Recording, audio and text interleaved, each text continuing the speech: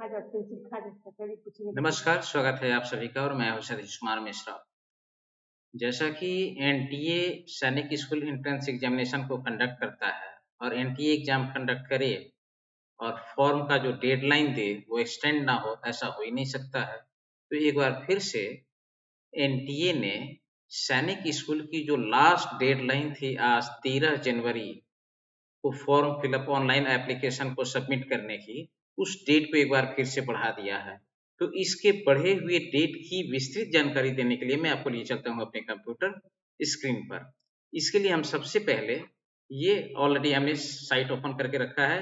आप यहाँ पर देख रहे हैं ये जो पब्लिक नोटिस है, extension of last date for submission of online application form for all India Sainik school entrance examination. जब आप इसको क्लिक करेंगे तो ये आपके सामने एक खुलेगा। देखिए ये आज ही नोटिस आई है 13/1/2025 को। तो यहाँ पर है सब्जेक्ट क्या है, extension of last date for submission of online application form. तो अब जो लास्ट डेट थी पहले ऑनलाइन फॉर्म फिलअप करने की 13 जनवरी, उस डेट को बढ़ा करके जो नई डेट कर दी गई है वो 13 जनवरी वाली जो सीमा थी उसको बढ़ा करके 23 जनवरी को शाम 5 बजे तक, यानी 10 दिन का एक्सटेंशन और मिल गया है फॉर्म फिलअप का।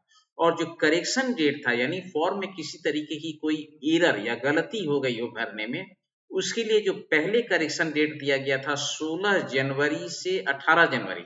इसमें एक चीज और है, फी जमा करने का जो था वो एग्जामिनेशन का 14 जनवरी तक था। यानी आपने फॉर्म सब चीज रजिस्ट्रेशन कर लिया लेकिन पेमेंट किसी कारण से अगर नहीं जमा कर पाए तो वो 14 जनवरी था। तो 14 जनवरी वाली डेट भी बढ़ा करके 24 जनवरी को 11:50 रात्रि तक का कर दिया गया है। यानी 24 जनवरी रात के 11:50 तक आप पेमेंट जमा कर पाएंगे। 23 जनवरी तक आप अपना online registration, form fill up, document submission वगैरह ये सब सारा काम आप कर सकते हैं।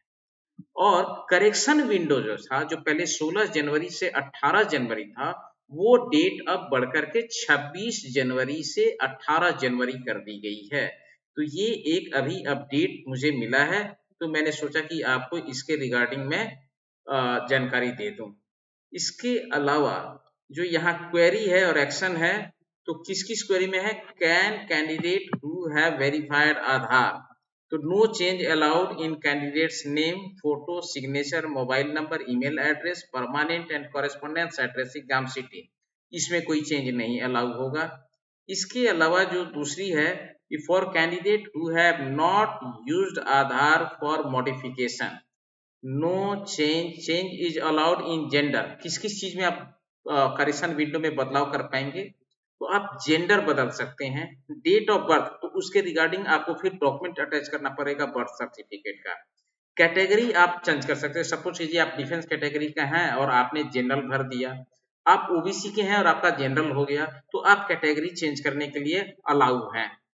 मीडियम, आपको इंग्लिश मीडियम से एग्जाम देना है, गलती से हिंदी मीडियम ऑप्ट हो गया है, या हिंदी मीडियम से है और आपका इंग्लिश मीडियम हो गया है, उसको father's name and mother's name only, मात्र इतना ही चीज, यानी gender, date of birth, category, medium of examination, father name, mother name, केवल इतना ही चीज अलाउ हो सकता है करेक्शन विंडो में। तो आगे जो 10 दिन समय मिला है, पुनः एक बार फॉर्म फिलअप करने के समय थोड़ी सावधानी रखेंगे।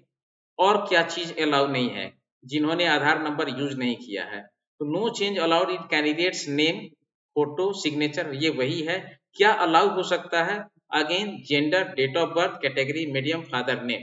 तो जिन्होंने आधार वेरीफाई किया है उनमें भी यही चीज होगा, और जिन्होंने आधार वेरिफिकेशन मॉडिफिकेशन के लिए नहीं दिया है, for candidates who have not used Aadhaar for modification, जिन्होंने मॉडिफिकेशन के लिए आधार यूज नहीं किया है, उनके लिए gender, date of birth, category, medium, ये सब सारी चीजें जो है वो आप father name and mother name allow है, वो आप करेक्शन विंडो में चेंज कर सकते हैं।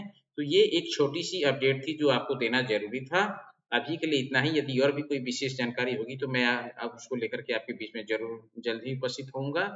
अभी के लिए इतना था। आपसे आग्रह है कि यदि आप इस चैनल पर नए हैं तो इस चैनल को सब्सक्राइब कीजिए, लाइक कीजिए, शेयर जरूर कीजिए, अपने सुझाव कमेंट के माध्यम से अवश्य दें। बहुत बहुत धन्यवाद।